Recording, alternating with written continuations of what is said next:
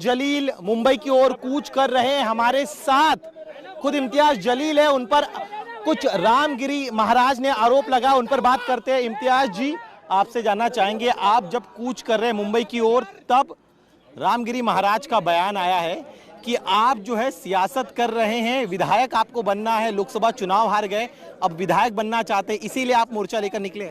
देखिए, ऐसी लोकसभा की और विधानसभा की कितनी भी सीटें कुर्बान है, ठोकर मारते हैं हम ऐसी सीटों के ऊपर।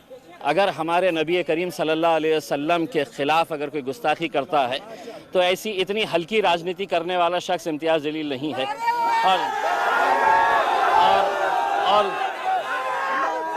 और दूसरी बात यह है कि मुझे राजनीति करने के लिए ये रामगिरी जैसे घटिया लोगों की ज़रूरत कभी नहीं पड़ेगी इंशाअल्लाह। उसमें मैं मेरे तौर के ऊपर मुझे मेरे जमहूरी इख्तियार है, मैं सिर्फ ये कहना चाह रहा हूँ, ये मुल्क में कायदा है, कानून है और ये संविधान है। अगर ये संविधान के हिसाब से मुल्क नहीं चलेगा तो ऐसे रामगिरी जैसे गुंडे मवालियों के हिसाब से तो देश चल नहीं सकता है, राणे जैसे गुंडे मवालियों के हिसाब से देश चल नहीं सकता है। उसमें मैंने सरकार को वक्त दिया था, टाइम दिया था कि आप इनके ऊपर कार्रवाई करो करके, और उनको एक चेतावनी दे रहा हूं, अगर ज़बान उनके मुंह में है तो उससे बहुत खूबसूरत ज़बान मेरे मुंह में भी है। जिस दिन मैं इस्तेमाल करूँगा, जिस दिन मैं खोलूँगा अपनी ज़बान, तो कोई इनके पास अधिकार नहीं रहेगा मेरे खिलाफ भी कार्रवाई करने के लिए, क्योंकि कायदा कानून सबके लिए बराबर है। उनके लिए कायदा अलग नहीं हो सकता है और मेरे लिए अलग नहीं हो सकता है।